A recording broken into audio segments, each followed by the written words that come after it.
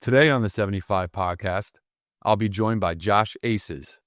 Josh is the National Director for Wolfpack, an organization focused on ending legalized systemic political corruption with a constitutional amendment.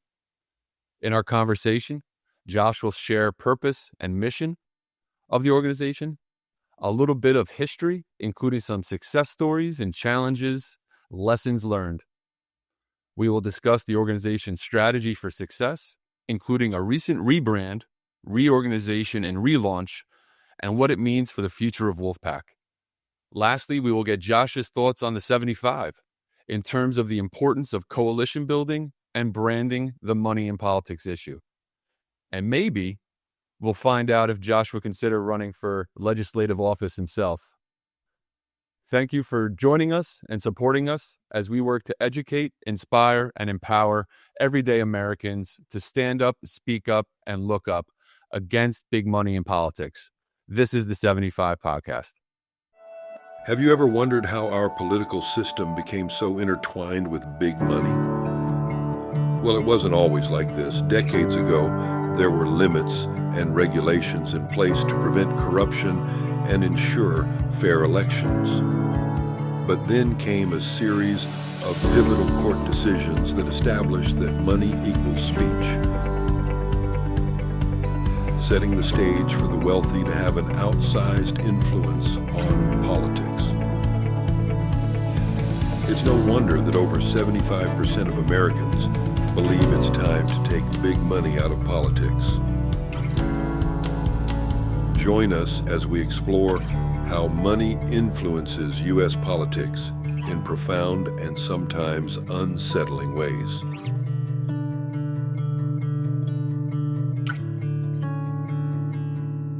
The 75 podcast starts now.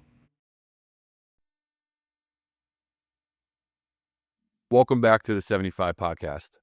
I'm Michael Hahn, and I'm thrilled to be here today with Josh Aciz, the National Director of Wolfpack. Hey, Josh. And we're going to discuss the organization and how it's fighting corruption and trying to reduce the influence of money in American politics. Josh, thanks so much for joining us. Yeah, man, I really appreciate you having me on. So to start, could you tell our listeners a little bit about Wolfpack's kind of core mission, core purpose? Yeah, absolutely. Yeah, thanks. Yeah, absolutely. So our volunteers actually worked really hard on a new mission statement. We actually call it our purpose statement. We worked on it for quite a while. We had a entire weekend event we called Plant the Seed Summit, where we had about 50 volunteers. We did a stakeholder engagement, and we looked at basically who are the stakeholders in this fight. And from there, we began to craft our new purpose. I know we'll get into it later in the podcast too, about some of the changes we made and why, but this was definitely one of them. I'm just going to read it word for word. Our purpose statement is to empower a mass movement to amend the U.S. Constitution, freeing America from the corrupting influence of money and restoring a democratic republic that represents us all. So pretty straightforward, but that first sentence there is really critical, which is empower a mass movement. And we'll definitely get into that and more, I'm sure, on today's podcast. Yeah, I can relate to empowerment because that's something that I think that we need a lot more of, is getting people motivated to and hopeful. I think that's a big part of this also is that hope aspect. But it sounds like Wolfpack and the name itself, when I think about, traveling in together, right? So maybe that's part of this as well. Like the story behind Wolfpack is kind of moving as one, or a group moving as one. Is that fair? Is that kind of like the right way to think about the name? Three things. I'd push back a little bit on the hope. One of my favorite people, Lawrence Lessig, he's kind of been referred to as like the godfather of money in politics, not meaning like he created the problem. He's been sounding the alarm on this for many, many years. He's a Harvard law professor, constitutional scholar, just a really, really smart man, awesome man. And we went to one of his book signing once. It was like a Wolfpack event as well with some volunteers in Maryland. And we actually asked him, how do we instill more hope in people? And I think he gave an excellent answer that just kind of resonates with me to this day, which is like, if one of your kids has cancer and the doctors are telling you, no, hope isn't necessarily what you need. It's a willingness to fight for someone you love that's needed in that scenario. So yeah, hope is definitely helpful for sure. But what Wolfpack is really focused on, from an organizing perspective, is really trying to awaken people to what's going on. There's a lot of people today that do a really good job at telling half-truths. They get people very riled up over the anger and frustrations they face on a daily basis, but then they tell them it's this other person, or it's this person next to you, or it's your neighbor, or somebody who doesn't look like you. So it's all a distraction, in my opinion, from focusing on the real issues, which are those who are actually corrupting the system for their own benefit and not suffering as a consequence. So I push back a little bit on the hope. I did hear inspiration in there too. So even though, I think those things are really at the heart, is trying to get inspiration out to people to say, there's groups working on this. And that's why I'm so thrilled to have you on this show here today, to show that, no, there's a big group out there that's been doing this for a little while, and it has had some success. So how about we go back in time a little bit and mention a little bit about how Wolfpack was founded and when and why.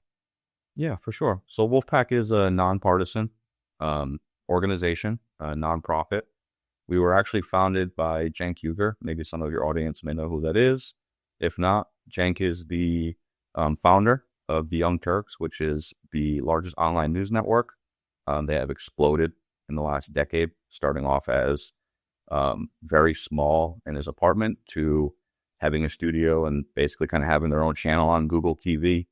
And I think Cenk even just did Surrounded recently on Jubilee, which you mentioned Wolfpack a bunch. We've got a lot of volunteers, so thank you for that. But yeah, he actually started the group during Occupy Wall Street.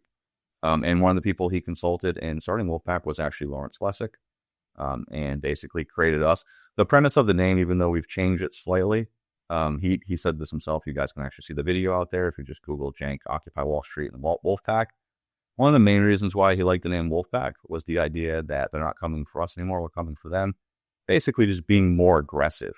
That definitely has, I would say, not changed, but morphed into bigger and more strategic reasons. But that is where we basically have our founding, is from Cenk and Occupy Wall Street. Yeah, I'm familiar with Cenk Uygur. He's actually a little bit of an inspiration for getting the 75 started as well.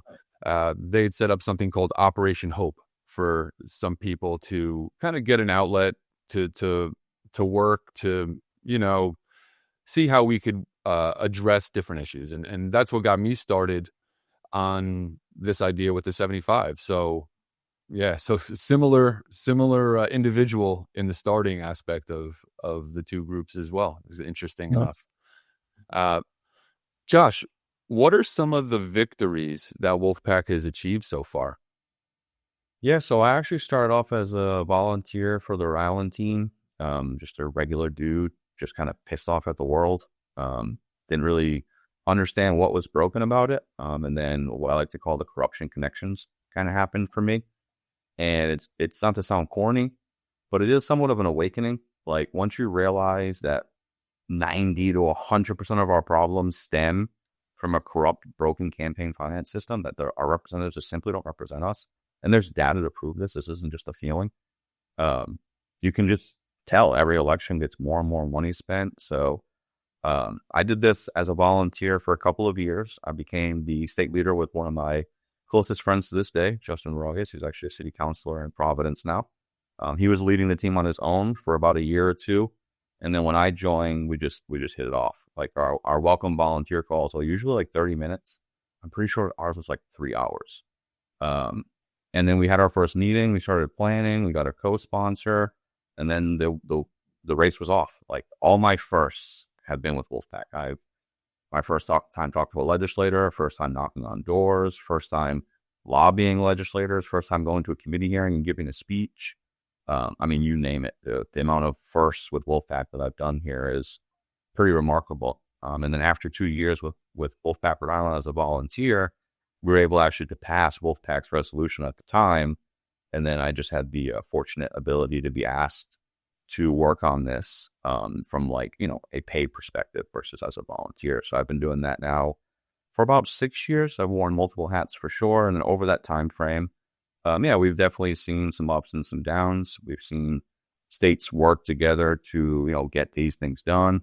And we've also seen opposition come out with all of their power and all of their energy and unfortunately erase some of the great work that our volunteers have done. But that's not all in loss. Like anything in life, you learn from those things. Again, not to sound corny, you'll learn throughout this podcast. I am a very loving, corny individual, so I will preface many things by saying sorry that I'm corny. That's just who I am. But big football head and New England Patriot, living in Rhode Island. And, we have our old offensive coordinator back.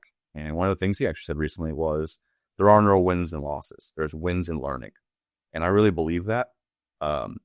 You can either sit and sulk over a loss, or you can literally pick yourself up and figure out why you lost, and then use that to empower yourself to try to get over that hump in the future. So even though it stunk at the time, it definitely was something that helped us learn, helped us grow, and make the changes we needed that we think will actually help get this thing done.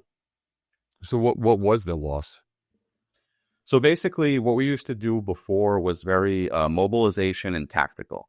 We basically had one specific tactic that we would be focusing on, which was going state to state, asking them to pass what's called a limited Article 5 application. If you look at Article 5 in the Constitution, it's about a paragraph, basically lays out the framework in which we are able to amend our Constitution. You need 2/3 of either Congress to propose an amendment, or you can have 2/3 of the states apply for a limited convention.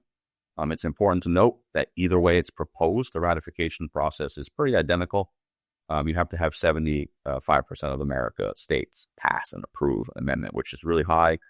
Our Constitution is one of the hardest in the world to amend, which is why there have been amendment attempts that have not reached ratification process, because it does take a wide general consensus to get to that point. So that's what we did a lot of. We were able to pass our resolution in 5 states.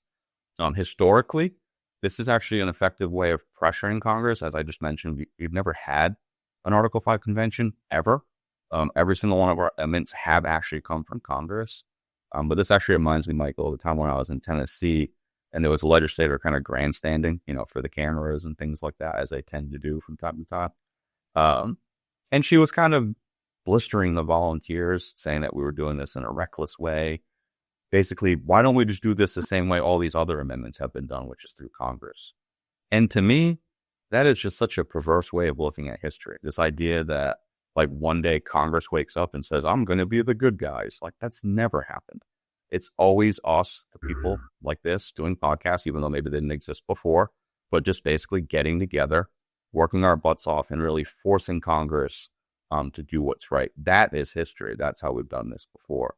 We looked at a lot of those things. We looked at our losses, and we're trying to see what we can do to make some noise and actually get this thing done. Because I'm sure Michael, no one likes to do this for fun, even though we have fun doing it sometimes. I think we'd all rather see the problems fixed. And on a Sunday, we could be hanging out with family and friends versus, doing a podcast. Absolutely. Absolutely. Absolutely. Yeah.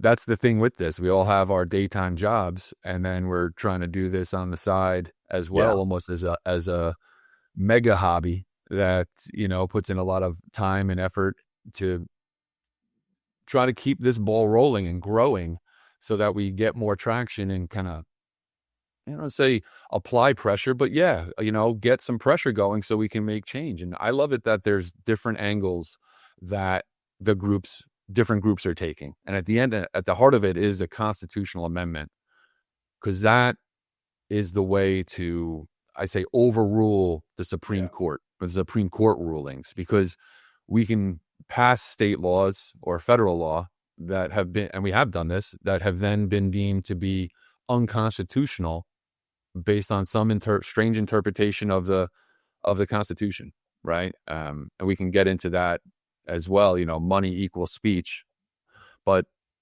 money doesn't equal speech. Money enables speech, maybe, or it can buy advertising, but it's certainly not free speech when you have to buy it. So that's one thing that the Supreme Court has strangely ruled in the past, that money and speech are somehow synonymous with each other. And I think the vast majority of Americans know that's not right and agree that that's not right. It doesn't matter, Republican, Democrat, Independent. If you ask people on the street if they think money equals speech, they're going to tell you no. And so why are we even in this position, right? Yeah. So it's time for our legislators to wake up as well. So as we want to try and do with Wolfpack, going a constitutional convention type approach, which is getting 2/3, and that's right, 2/3 of states that need to sign on to do. Yeah, so The thing that we mainly used to do was, like I said, a tactic, and it was to apply those limited convention applications. Our applications were specifically for a convention to amend the Constitution to fix money in politics. It actually cited specific Supreme Court cases involving campaign finance reform, and opposition has been at it before Wolfpack. There has been a lot of fear-mongering around the convention for decades. From our research, I'll probably butcher this. You guys should have Sam on in the future. Sam's our lawyer here. He's brilliant when it comes to these things. I would say I met Sam in D.C. Yeah, I'd say Sam's Sam one of the in leading. D.C. I'd say Sam's one of the leading experts in America on Article 5. Honestly, he has researched extensively. He was researching it prior to Wolfpack, and then the two things kind of gelled, and he was like, "Oh, this is a group I can get involved in." But from his research, as far as we could dig up, it does seem like the fear of a convention really started to happen around the balanced budget movement during like the Clinton years. And if you remember, or prior to the Clinton years, that was the closest the balanced budget movement has ever gotten to actually getting a convention called.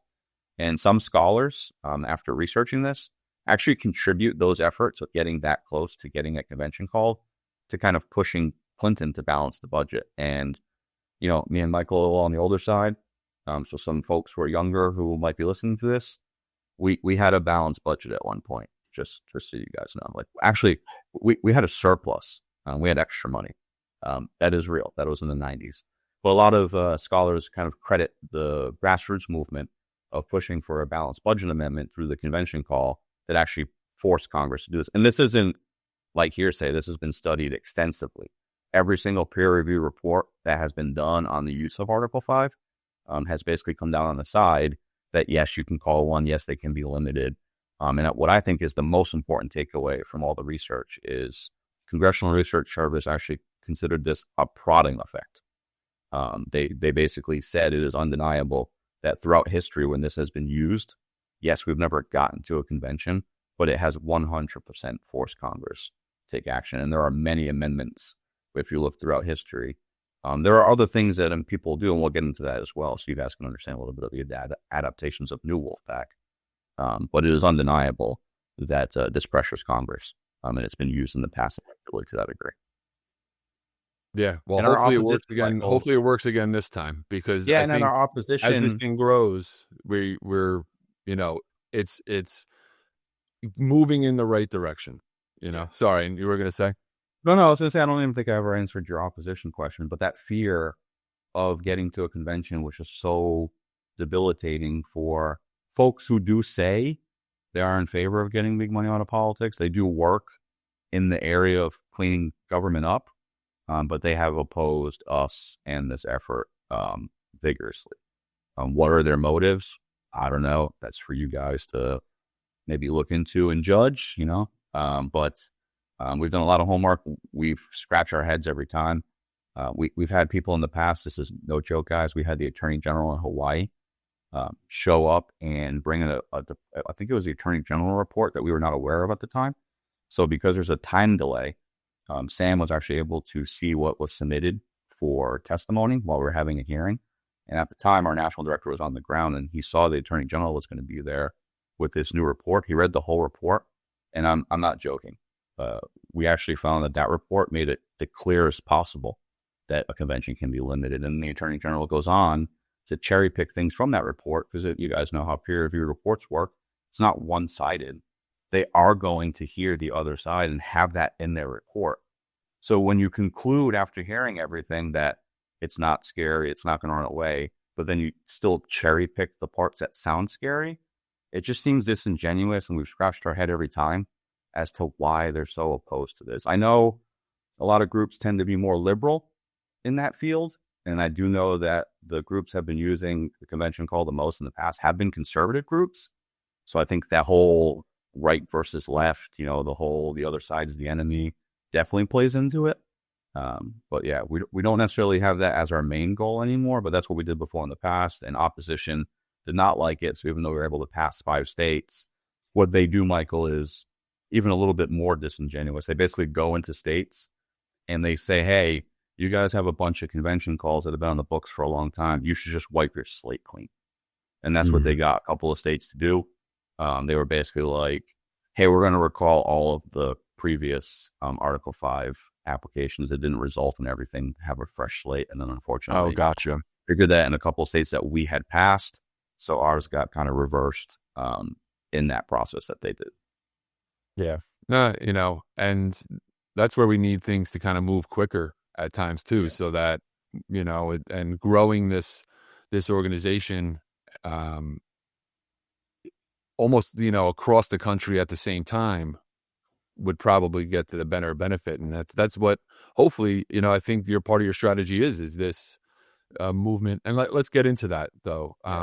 So first, I know because I'm part of the organization, just volunteer to help out where I can a little bit, haven't been, too involved yet, but I know that you guys rebranded the organization from kind of a political action committee in raising money, but now to a nonprofit organization, right? So what was the reason for the change, and how does it change what the organization is doing?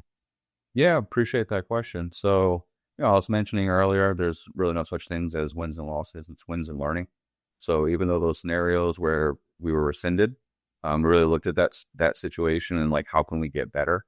And I cannot take any credit here. I definitely have been part of the rebrand, part of the change for the past few years of us working on it.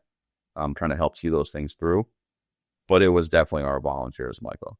During the pandemic, we had a few volunteers, one in particular from Texas, who just came on a call and said, hey guys, I have to challenge Wolfpack's strategy.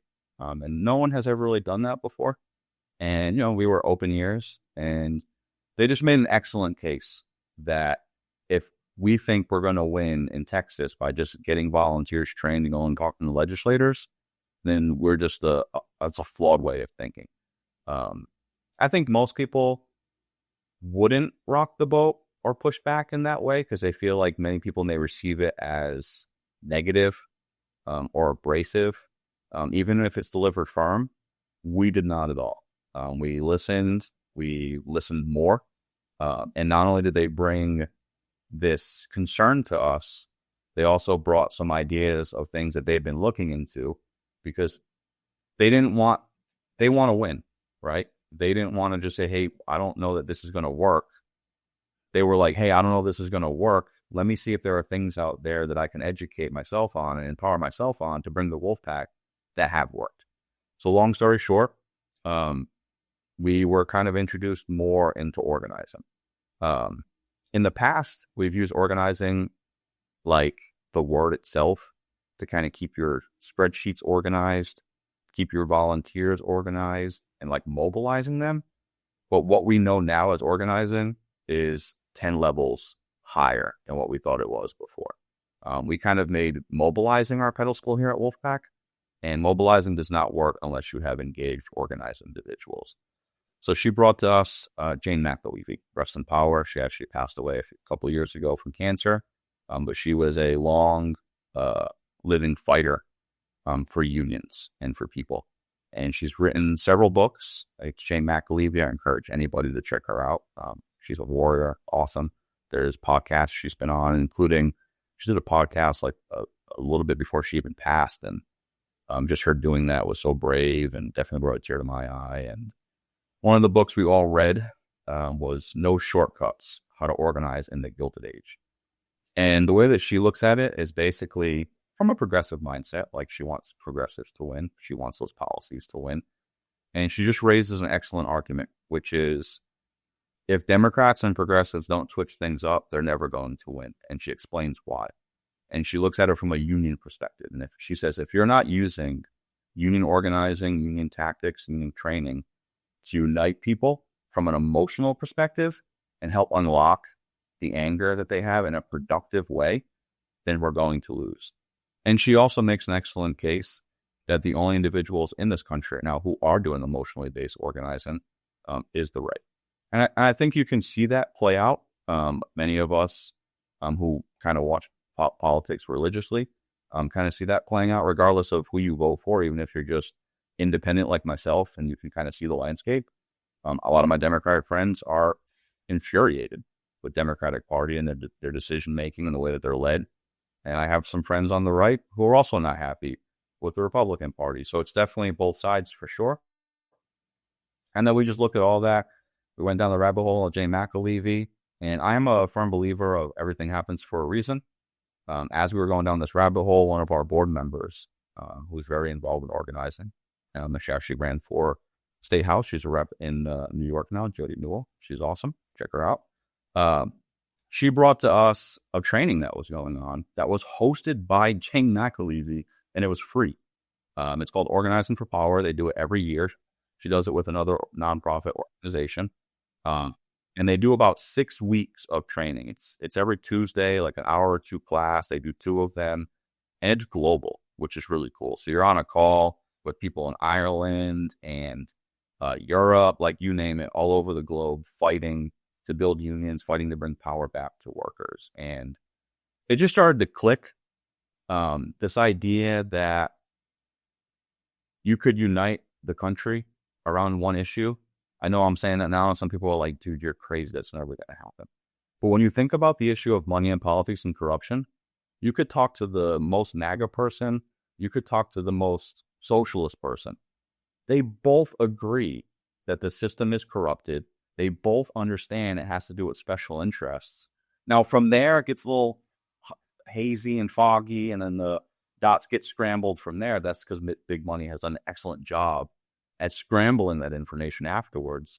Because even though you got there, they don't want you to figure the rest out, because the rest out is us working together to bring an end to their reign. So we just went down a rabbit hole, Michael.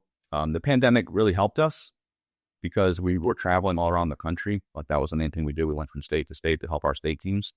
But because we weren't able to travel and like legislators were like just inaccessible, we just stopped. That was a big obstacle, right? The pandemic was a big. Yeah, well, it just gave us an opportunity to kind of do like more introspective reflection because we weren't running around all over the place. And we didn't think it was going to take as long as it did, but, I don't think anybody does when you're going through a kind of soul-searching moment. But I think your timing is, again, perfect, though, because right now this is a topic that is really smacking people in the face, right? It's people are more aware of it than they have been in the past. And so Citizens United was now 15 years ago, right? So you don't realize the effect of it. Obviously, you wouldn't realize the effect of it right away. Yeah. But now you're 3 election cycles past, and you start to see how much money is really in the system. And then you see it on TV with nonstop commercials, one side attacking the other side, and then you see it in the mail, right? Flyer after flyer saying the same thing, and it's just all this trash. And, I think Americans now are aware, man, we have a problem with this. So yep. The Wolfpack's rebrand, the organization's mission is right on point with this massive problem that we have. So the group's in a unique position because it's already been around and it's learned a lot, and it's been through challenging situations and made successes in different states to be able to regenerate those again and get it across. You need probably something like 35 states to get the Constitutional Convention. But even if you don't get that far, just this dialogue getting started, that there's this thing out there that is going, is powerful in its own right. So, kudos to you and the group for kickstarting this again. And let me ask you, what's kind of the first few areas, what's the short-term focus right now as you kind of look over the next 6 months?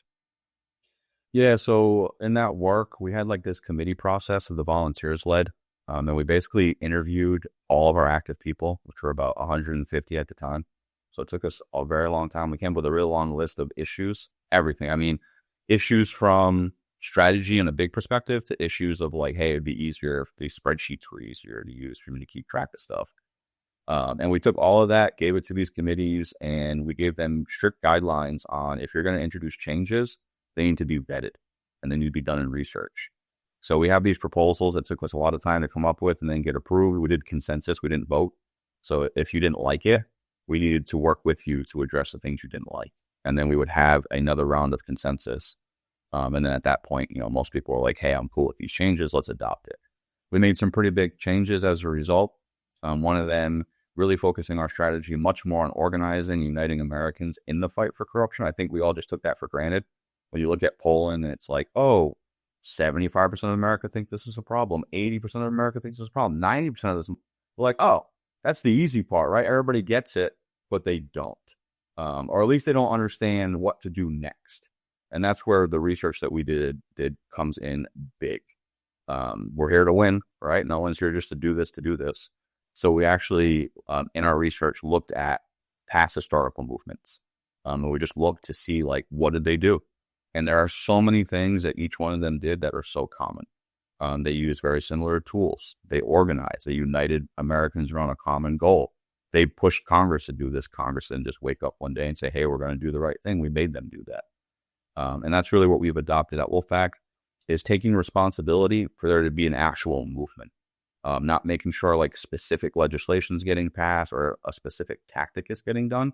We'll be strategic about that for sure, but really making sure there's a movement. And that word gets thrown around a lot. It's, people say they have movements now, they have coalitions now, but what does that mean? Like, what it means to us is people are willing to fight for this. So even if you're working on a balanced budget, or if you're working on climate change, understanding that at the core of what you're working on, number one, you're probably working on that problem because of money in politics. And then number two, your situation is going to improve at an incremental amount because of money in politics, if at all. So understanding that this is fundamental to all of us, regardless if this is not your issue, this is your issue. And really trying to help Americans see that now more than ever. Because in my opinion, we're running out of time. Corruption has been winning, and I'd like to see that change quickly.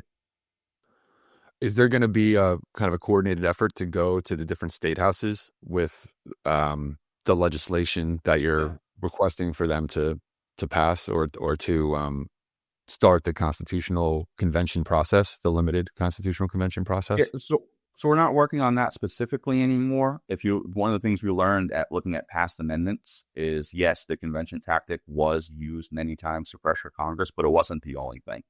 The ballot initiatives are a big one.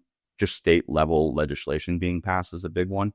In our past, Michael, we've had bullet points that we would train volunteers on, basically kind of educating folks on the idea that in the past, people have gotten to a result of an amendment by using every tool. We said that all the time, but we weren't really living and breathing that. So a lot of the big changes now is actually becoming that change, like making sure, hey, if all these groups are working on different angles or different issues, great. But we have to be united in this fight against corruption, and we have to be united in the goal of getting a constitutional amendment to fix money in politics. Otherwise, whatever issue you care about has almost like a 0% chance of improving because of the current situation that we're in. So in that process of looking at past historical movements, we're trying really hard to take ownership of making that happen. And then how do you do that? A couple of ones that we really focused on. If you look at the 17th Amendment, the direct election of senators, the convention applications there played a huge role. That's actually the closest we've ever really gotten to having a convention called, and ultimately Congress proposed the amendment themselves. It's a great example of what's going on today. Like, why would the Senate fix themselves when they were literally appointed by state houses? People would drop off bags of cash, and then all of a sudden they become a senator. Like, why would you change that, right? So they didn't change it. We made them change it. That's a great example. So that's one of the ones we really lean into. And then civil rights, just because of the sheer magnitude of organizing. And I think civil rights really understood empowerment. They really understood unlocking that in individuals, especially when you dive more into civil rights and the things they did in their communities to help educate parents and just people in the communities to help empower them. And then Pauline Sabin and prohibition. Those are kind of the three ones we focus on the most. For your viewers who don't know, alcohol in America was illegal at some point. And then Americans were like, hell no. And it took about 5 years, I believe. And we actually were able to overturn prohibition of alcohol with another amendment. So we had the amendment saying, hey, you guys can't have alcohol. And then we had the amendment saying, okay, you guys can't have alcohol. And the reason why that one is really important is Pauline Sabin also understood the need to organize. She actually led a group of all women. This was in like the 30s, if you can imagine. No technology, no internet. And she was able to organize America. And she very specifically said she wanted to organize it so that people could see themselves in the movement. So being diverse. She made sure the volunteers were extremely highly educated. And then the size of their organization ultimately was their biggest talking point. But they too were at their lowest point. I think it was the 1928 elections, right after Prohibition. They were really low, no funding, small group, kind of on the outs. They doubled down, organized. Within about 4 or 5 years, they were able to get the ears of both presidents. And then as a result, the majority of Congress was on board, and they actually were able to achieve total victory, meaning an amendment, within about 5 years. So, we looked around and we said, hey, the last elections we just had, I'd say this movement's probably at its lowest point it's ever been. Money just flowed into this last presidential election to absurd levels. I think we're seeing corruption play out for sure. And we were like, hey, can we change things around in 4 years and go from our lowest point to having the size of the movement be our biggest talking point? And maybe we get both candidates on board to see if we can get this amendment sooner than later. I'm in my 40s, Michael. I don't want to be doing this for another 10, 20 years. Let's get this done in 5 years. Absolutely. Right. Yeah. And we have a president in there right now that did say, drain the swamp. So, drain the swamp. You should, so that it could be something that should be brought back up, right? As what we're doing as Americans. Where is drain the swamp? What happened to drain the swamp? To me, drain the swamp means stopping the money, because the swamp is the corruption that is in the system. So if we're not addressing the money aspect in our elections, then we're not addressing the swamp, so to say. Okay. Paraphrasing down what you said just before was coalition building is central to what you're trying to do now with the kind of the new wolf pack, and bridging a broader net, a broader coalition, right, of groups, and kind of working together to pressure for bills, legislation, anything going through the different states, just to get more action on the policy. Is that right? Yeah, and being very strategic from what we've learned from organizing. Like if you're going to create a union, you're not just going to do it randomly. Like you're going to have a very specific strategy. And one of the things they teach you is power mapping. Power mapping is a big part of this. And then the other big part of this is what's called a 6-step structured organizing conversation. So this is taught in a union space. If you're going to approach another employee and ask them to be part of this union, there is a very specific way that is shown to be successful in doing that. So we've adopted that as one of the things we're going to be doing as we're talking to voters, is getting them to unlock the power in them to understand, hey, this is my fight. How do I help? And then organizing in a way from a power perspective, like where is power? Who has power? And for anybody who has worked in state houses or in Congress, you tend to learn pretty quickly that leadership holds all the cards. I have seen leadership quite literally bend rules, change rules, suspend rules, if they want something done. All within legal parameters based on their state constitutions, but I have seen leadership move mountains when they want to. That's why the Pauline Sabin one makes a lot of sense. She understood that too. So we're being very strategic about it, Michael. We're looking at the elections and trying to figure out where does power lie from the view of a candidate running for office. So when we organize those areas, we start to be like a thorn in the people running for office aside. Like maybe they go to a particular district and that district is like, hey, we're only going to support you unless you're going to be fixing money in politics. Why would they say that? Because we had gotten there already and organized the vast majority of voters. So we're trying to be very strategic. We're going to still do national scale. Like we do want to have teams all across the country. But to get started, to go from our lowest point to potentially impacting the next elections, we are being very strategic from a power mapping perspective. And I want to give a shout out. I don't know if we're running with this yet, but we're calling it Operation 2028 or Operation 28. I got shut down on Project 2028. No one liked that idea. So we're going with Operation 28. And yeah, we'll be putting a little bit more on our website as we final some of the details, but more big vision wise, you guys can definitely check that out. It's fightcorruption.us. And then you'll see there a button for the plan if you want to read a little bit more of what I'm putting down here. Yeah, that's fightcorruption.us. Yep. Even that's it. Yeah. Yep. Absolutely. Yeah. So, I love that you guys are doing this because it's so critical for where we are as a country right now. And all of this really is for the love of our country. And that's where it doesn't matter what political party you might affiliate yourself with. Yeah. It's we all love this. We all love this country, and we need to see money out of it to put it back on its right path. So let me ask you a question about the 75 Coalition. How do you see, I know we're a newer organization, right? Started about six months ago. How do you see what we're trying to do in helping the cause, helping, your cause, helping, in Wolfpack's efforts, or what do you just generally think about the 75 Coalition? Yeah, I mean, the fact that this is our cause, I think is important, even just talking that way. And I think what you guys are trying to do as far as just getting more eyes and ears on what's going on, like giving you an opportunity to even come on here on a Sunday and, talk with you about all these things, is really important. I know a big thing that you guys are focusing on as well is empowering people to run for office. That's not something that Wolfpack is doing, but I will say that in our discussions of how do we win, we do have a parking lot conversation about elections that we just have not been able to get to because of our bandwidth of rebranding and rebuilding. But it is important to be mindful that getting the right people in office definitely helps speed this up as well. So what you guys are doing in that regard, and other groups too, working to get big people into office is critical. Because even though we'll be boots on the ground, trying to bring people in digitally, both and in person, getting people in office who understand this problem and who are willing to fight for us definitely speeds us up for sure.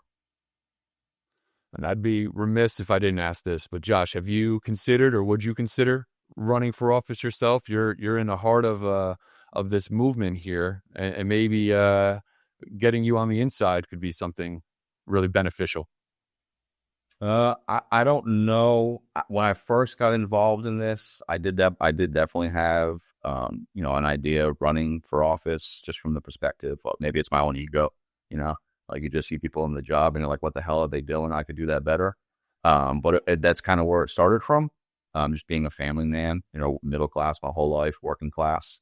I just felt like I could be a good voice for the people. I don't know. It soured a little bit in my years of working with legislators and just seeing how the sausage is made, if you will. I'd lie to you if I said it wasn't something maybe I want to do in the future. Actually, I'm here to announce I'm running for president. There it is. Hey, listen, if we put somebody on the ticket that's really actually wants to get money out of politics, I think that's going to be a very popular position to take. So I agree. You might do fairly well if you came out strong against the system of big money in politics. So yeah, I would love to see you on the ballot. You'd have my vote for sure. I appreciate that. All right. So how about for our audience, Josh, kind of as we wrap up, how about, advice for them to get involved? What advice would you give to people watching? Yeah, if you guys are interested in joining Wolfpack, we used to be Wolfpack, PACK, because as Michael mentioned, we were a political action committee. We're trying to move much towards nonprofit and organizing and educating the public. For many other reasons too, we've adopted Wolfpack with a K. We thought about changing our name, but there is a lot of good will, I guess, or good understanding of our previous brand. So we are now Wolfpack with a K. But if you're interested in joining Wolfpack, go to the website fightcorruption.us. We just made some adjustments to our onboarding, and we said to ourselves, what are the most important things a volunteer could learn from us, from what we've learned?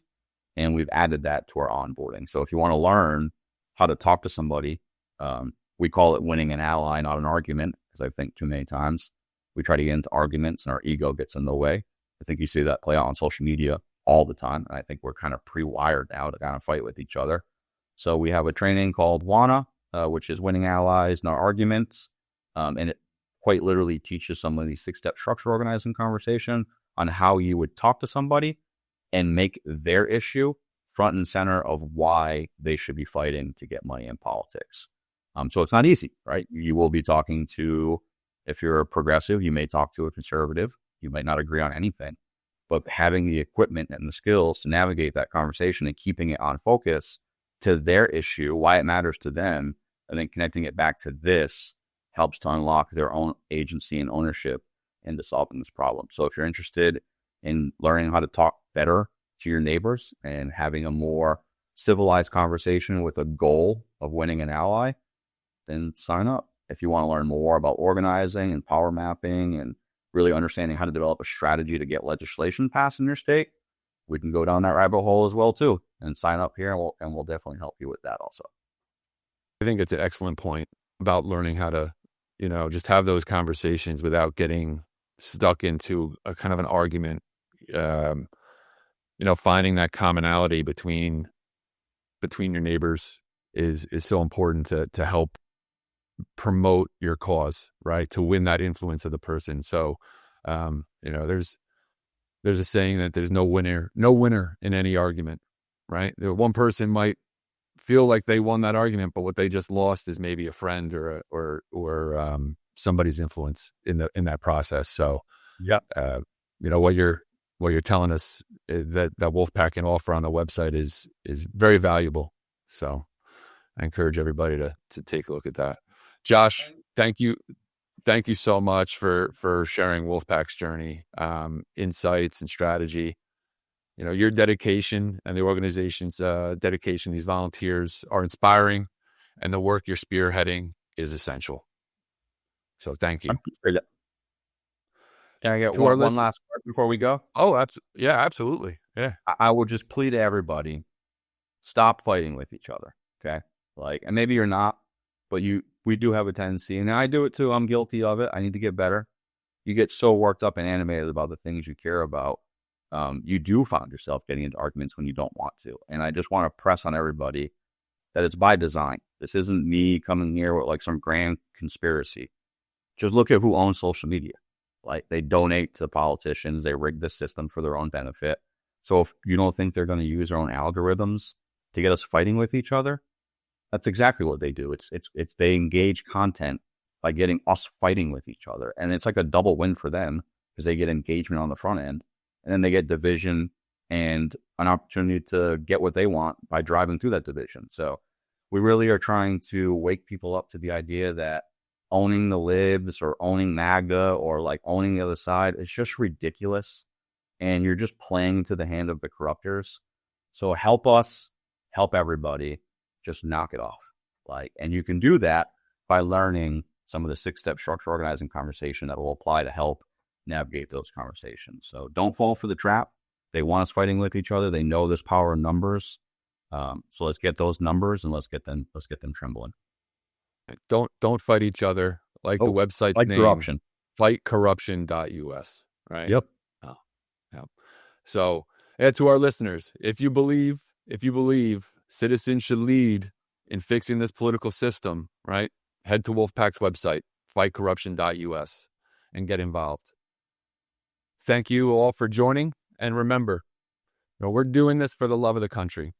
We're doing it with heart, with honor, and with respect because we know that it's the right thing to do.